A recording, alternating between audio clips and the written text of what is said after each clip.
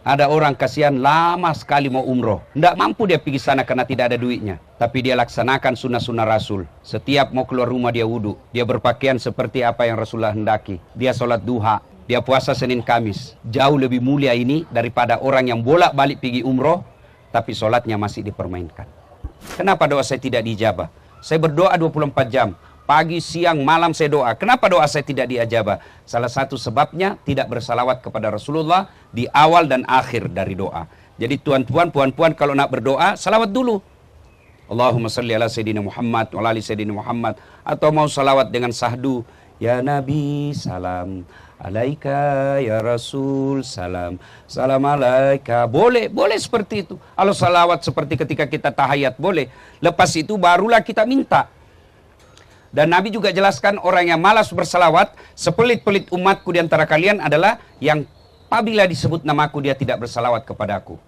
Jadi orang yang paling dedekut, orang yang paling bakhil, didengar nama Nabi, dia tidak bersalawat. Dan di sini banyak seperti itu. Begitu dengar Nabi Muhammad, lanjutkan sallallahu alaihi wasallam. Tradisi orang di sini, di Saudi, itu kalau mereka mau berkelahi, mau beribut, begaduh, kalau ada yang sebut sallallahu Nabi, berhenti mereka. Maka tuan-puan, ibu-ibu mau berdoa selama ada di sini, salawat dulu kepada Nabi. Bahkan itu yang ada tasbih-tasbihnya yang digital, coba diamalkan. Tasbih digital ini niatkan satu waktu sholat 1000 kali salawat. Allahumma salli ala Sayyidina Muhammad wa ala ali Sayyidina Muhammad. 1000 kali, hitung selama ada di sini. Lalu lepas itu sampai ke tanah suci berdoa. Diawali di Madinah banyak bersalawat. Sampai di Mekah mulailah kita berdoa. Nah, bersalawat. Kalau cinta kepada Rasul, salawat. Tuan-puan yang saya muliakan. Allah perintah puasa, tidak pernah Allah puasa. Allah perintah haji, tak pernah kita dengar Allah menunaikan haji. Allah perintah solat, tidak pernah Allah solat. Tapi ketika Allah perintah kita solat, salawat, coba dengar firman Allah. Innallaha wa malaikatahu yusalluna ala nabi. Allah dan para malaikatnya bersalawat kepada Rasulullah Muhammad SAW. Allah dan para malaikatnya. Jadi kalau mencintai Rasulullah, perbanyak bersalawat. Yang kedua, mengamalkan sunnah-sunnahnya. Nah, saya lihat jamaah kita di sini, ketika dia pergi umroh, banyak yang tidak melaksanakan sunnah-sunnah. Sunnah apa? Satu, coba lihat, sederhana. Ketika datang ke masjid, itu disunnahkan oleh Rasulullah pakai parfum. Menggunakan parfum. Kalau wanita boleh, tapi jangan yang keras baunya. Kalau laki-laki sunnah, memakai parfum. Apalagi, itu sunnah Rasulullah, memakai baju. Kalau perempuan jangan yang terlalu terang. Ya, mudah-mudahan tidak ada di antara kita pergi masjid pakai baju kaos. Ya, banyak jamaah biasa saya lihat dari Indonesia pakai baju biasa. Padahal Nabi Allah katakan dalam Quran, datanglah engkau ke masjidku dengan berpakaian yang indah. Banyak di antara kita kadangkala celananya, ada kan celana biasa saya lihat itu celana jamaah kita, celana yang seperti ini diguna. Ini sebenarnya selawar dalam. Ini celana dalam ini. Dia pakai. Dia tidak tahu bahwa ini tidak layak untuk dipakai. Di Masjid Nabawi itu, tuan-puan, di situ ada jasad Rasulullah. Yang sampai kata sekarang ini, itu ada satu manusia yang diharamkan hancur badannya, diharamkan dimakan ulat, diharamkan dirusak tanah, dialah jasadnya Rasulullah Muhammad SAW. Bagaimana jasad beliau waktu hidup, begitu juga jasad beliau sekarang di Masjid Nabawi. Maka ketika datang, hormati dengan cara apa? Begitu datang masuk masjid, salawat kepada Nabi, berpakaian yang indah. Apalagi yang banyak kita langgar. Ya, biasa kalau ke masjid, masuk ke dalam masjid, usahakan tahiyatul masjid. Sunnah. Ada biasa kita tidak sempat. Nah, ketahui saudara, ketika datang seperti ini, jangan pikir setan menyerah. Setan masuk dengan segala cara. Dan setan paling gampang masuk melalui handphone. Coba kalau kita duduk, pegang ini, pegang tasbih, otomatis mulut kita berzikir. Tapi kalau pegang handphone, otomatis di grup. Kita tengok semua berita-berita. Biar berita dari Indonesia kita suka juga. Ya, paling senang kita berita gosip artis. Ini artis ini begini. Padahal itu cara setan, dia di tangan dia bilang buka lagi, tengok lagi. maka sebaiknya jangan terlalu banyak memegang handphone.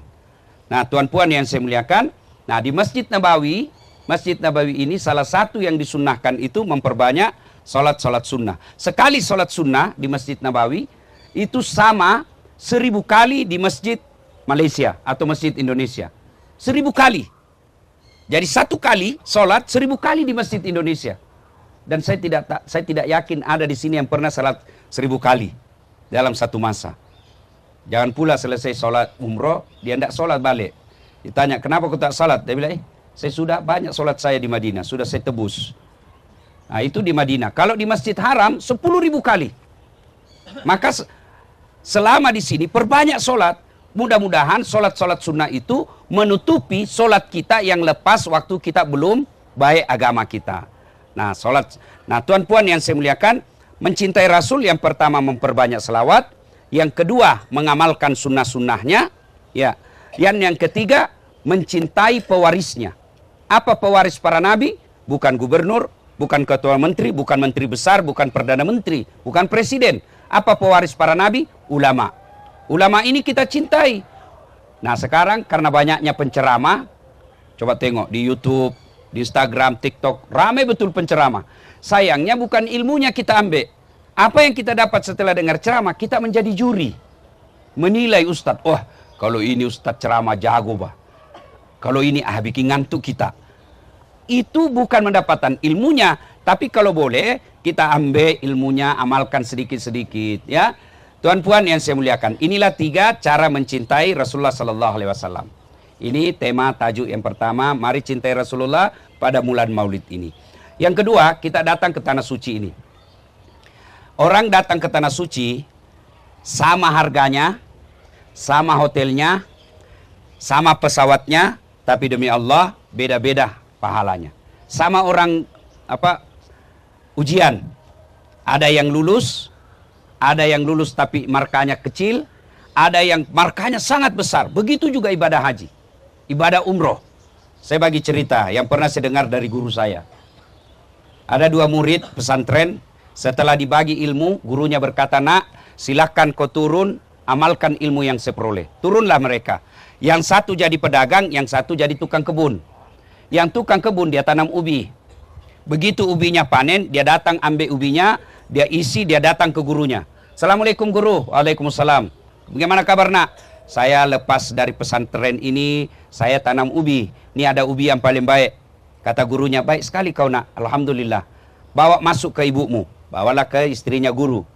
Cerita-cerita kata muridnya, guru, saya nak balik lagi. Kata gurunya, tunggu dulu, kau duduk dulu sekejap. Masuk gurunya ke bininya. Ibu, kita kasih apa itu anak kita? Dia datang bawa ubi. Bagi apa dia bawa oleh-oleh? Tak ada. Kasihan dia kalau dia balik tak ada oleh-olehnya. Kata istrinya, tak ada yang boleh dibagi. Apakah kau boleh bagi? Kata istrinya, ada. Kemarin ada kambing yang dia datang bawa. Ada tamu kita bawa kambing. Kata gurunya, sudahlah, saya tak suka itu kambing, saya kolesterol. Kasih aja itu kambing.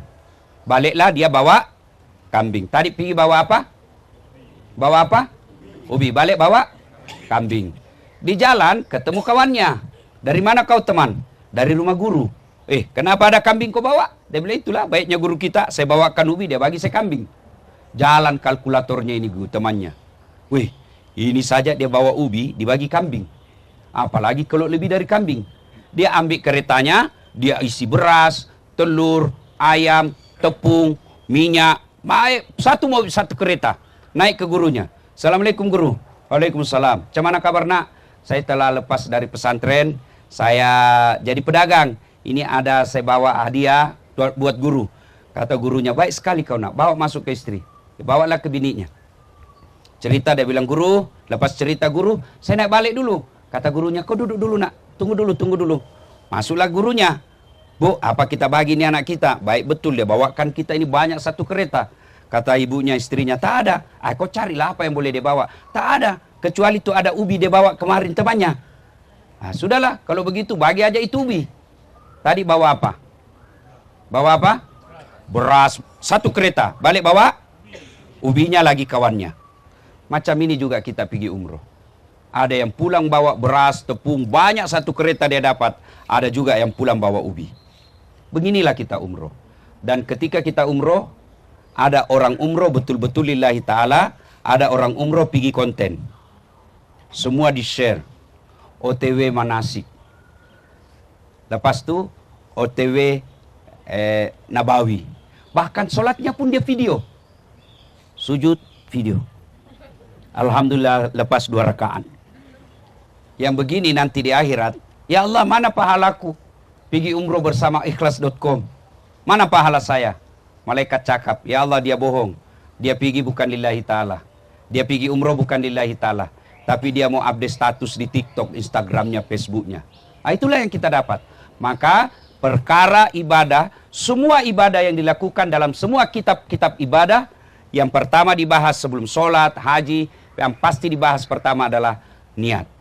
Itulah yang sering kita dengar, innamal a'malu binniat. Sesungguhnya amalmu tergantung dari niatmu. Maka luruskan niat. Tuan-puan yang saya muliakan, niat ini sangat menentukan. Maka luruskan. Kalau ada yang niat selama ini masih bukan lillahi ta'ala, maka sebelum menunaikan ibadah umroh, selalu ucapkan istighfar, lalu ya Allah, bimbing dan luruskan hati saya. Yang kedua soal umroh. Umroh ini beda dengan sholat. Ibadah umroh ini ibadah fisik. Maknanya apa Ustadz? Tanpa bacaan sah. Tuan-puan yang saya hormati. Kalau puan-puan ruku, baca Al-Fatihah boleh tak? Boleh baca Al-Fatihah. Bukan tempatnya. Bukan tempatnya. Tahayat, tapi baca doa iftitah boleh tak? Tak boleh, bukan tempatnya. Tapi haji umroh, tak ada bacaan pun sah. Tawaf, diam saja, boleh. Sa'i, diam saja, boleh. Cuma beda pahala kalau ada baca dengan tidak. Nah itu biasanya ada kan buku yang dibagi oleh travel. Saya tidak tahu di Ikhlas ada atau tak. Ada buku tuntunannya kan? Ada biasanya. Saya kalau berjamaah ketika tawaf, saya tidak anjurkan baca buku. Sebab kenapa? Berdoa itu bukan menghafal. Berdoa itu bukan menghafal. Tidak ada kewajiban dalam agama berdoa menggunakan bahasa Arab. Boleh pakai bahasa Jawa, boleh pakai bahasa Bugis, boleh pakai bahasa Melayu, boleh pakai bahasa Inggris, bahkan boleh pakai bahasa isyarat. Tidak ada dia keluar tapi dia menangis. Suaminya kawin lagi nih. Allah tahu, mesti tidak ada kata, Allah sudah tahu. Daripada guna bahasa Arab tidak tahu artinya. Nanti bingung malaikat. Apa maksudnya ini? Lain di bibir, lain di hati.